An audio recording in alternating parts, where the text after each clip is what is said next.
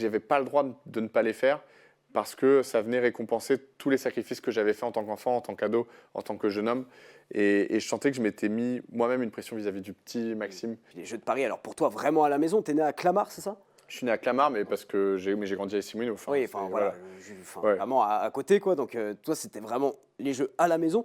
Tu l'as ressenti comment? Est-ce que c'était presque une, les termes sont peut-être un peu exagérés, mais une mission, un devoir, tu vois, de performer à domicile chez toi?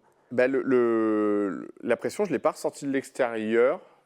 C'est plus une pression vis-à-vis de moi-même. Je sais que, en fait, une fois que la sélection est sortie, j'étais tranquille. Je me suis dit, maintenant, tu t'entraînes. Par contre, je me suis entraîné comme une brute, mais tu vas profiter de chaque seconde et de chaque instant. Ça, j'étais OK avec ça. Donc, la pression extérieure, je l'ai pas trop. J'étais plus excité.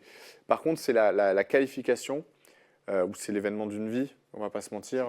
Enfin, en tout cas, sportivement. Bah, oui, un événement oui, que tu vivras qu'une seule fois dans ta vie, Bah, ça, c'est sûr. les Jeux, c'est tous les 4 ans. Les Jeux à Paris, Voilà. c'est tous les 100 ans. Donc, voilà. Et il y avait ce truc aussi où, en fait, moi, j'ai commencé le sport de haut niveau, enfin, l'escrime et le foot, en ayant rêvé avec la génération France 98. Et donc, j'avais ce rêve de faire un événement sportif grandiose en France, comme je pouvais avoir les images du Stade de France pour le foot. Et en fait, j'ai senti que j'avais une pression personnelle que je m'étais mise vis-à-vis de l'enfant que j'étais. D'accord. Ouais. Comme si je me disais que je n'avais pas le droit de ne pas les faire parce que ça venait récompenser tous les sacrifices que j'avais faits en tant qu'enfant, en tant qu'ado, en tant que jeune homme. Et je sentais que je m'étais mis moi-même une pression vis-à-vis du petit Maxime. Et ça, c'est quelque chose où voilà, c'est pour ça aussi peut-être qu'après les Jeux, j'étais soulagé parce que j'avais le sentiment d'avoir Ouais, fait. c'est coché, c'est voilà.